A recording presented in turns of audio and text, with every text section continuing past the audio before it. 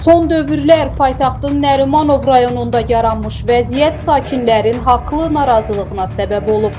Xüsusi TV-yə müraciət edən vətəndaşlar bildirirlər ki, rayonun bir sıra ərazilərində piyadalar üçün nəzərdə tutulan səkilər faktiki olaraq sıradan çıxarılıb. Onların yerində qanunsuz avtomobil dayanacaqları yaradılıb. Sakinlərin sözlərinə görə, görüntülərdə də aydın şəkildə görünən bu məkanlarda piyadaların rahat və təhlükəsiz hərəkəti mümkünsüz hala gətirilib.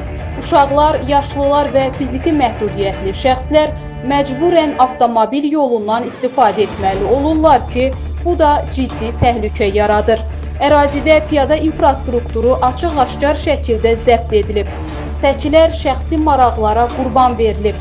İctimai təhlükəsizlik isə arxa plana keçirilib.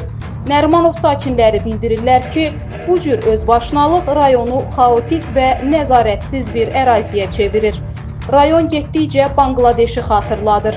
Harda boş yer var, avtomobil dayanacağına çevrilib.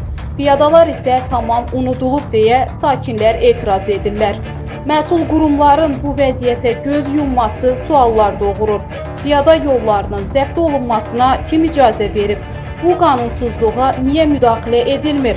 Sakinlər aidiyyəti dövlət qurumlarından təcili tədbir görülməsini, səkilərin azad edilməsini və qanunsuz dayanacaqların ləğv olunmasını tələb edirlər. Əks halda Nərimanov rayonunda piyadaların təhlükəsiz hərəkəti daha da təhlükə altına düşəcək.